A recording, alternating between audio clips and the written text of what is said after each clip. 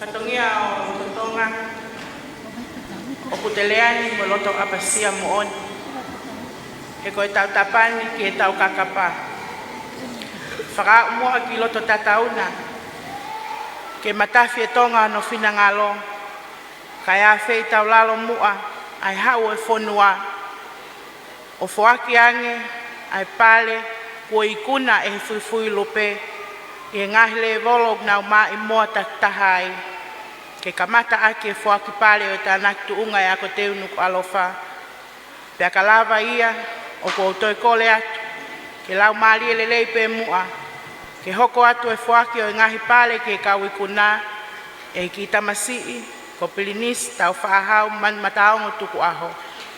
Whaafetai ho mau whaakoloa. Malo.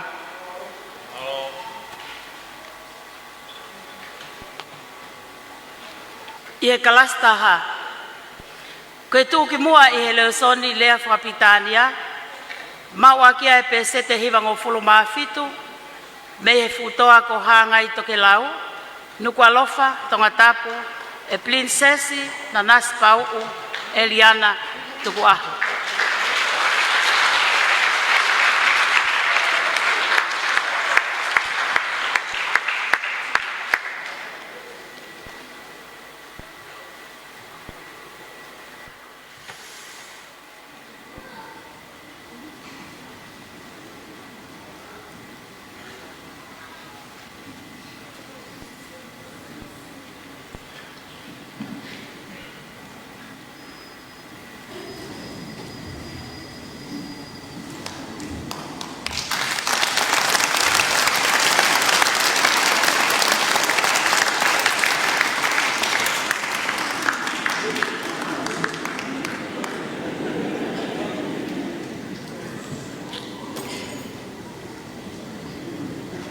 Ie kalas lima, koe tūki mua i he le son Whakapitania, o maua kia e pese te himango fuluma nima, me he palas whatui,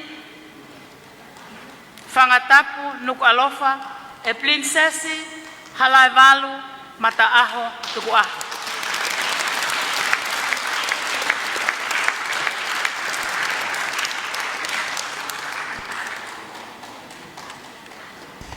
Whawhetai lahi hono a whea e fuifui lope o loto palasi e ako māmaloa o e sea suesiri ana tauatai na o tonga. Pas mai kia e.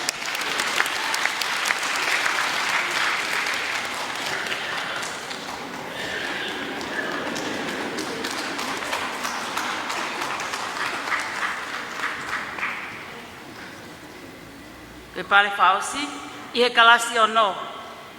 Koe pale o e ako whakalakalaka, o whaaki pe moia, ki he loto a o e hau e whanua, ki he tamasi, ko pirinisi, tau whaahau, manu mataongo, tuku aho.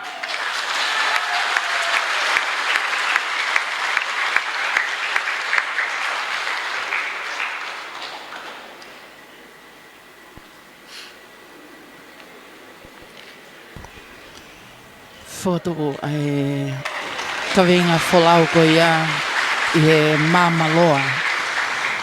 Ai māma whakautua ko ia o inasi ai whanua. Ka kohono kamata ai o e popo i o e ako. Kau mā lotu. O ko whanā foto pe ia me whare o tupo. Pea hange ko ia ko tau mata ia i he ahoni. Whakpale. E ngahi kalasi. Klas tahama. Koe ako whakalakalaka. O ko awe ki ngele ia tonga tapu, ia sālesi tau ape.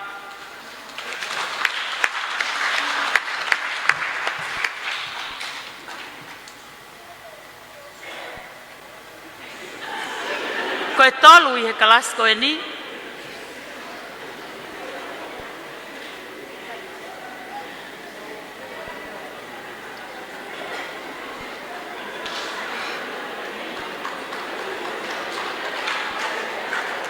O sabe? Ok. Koe wape.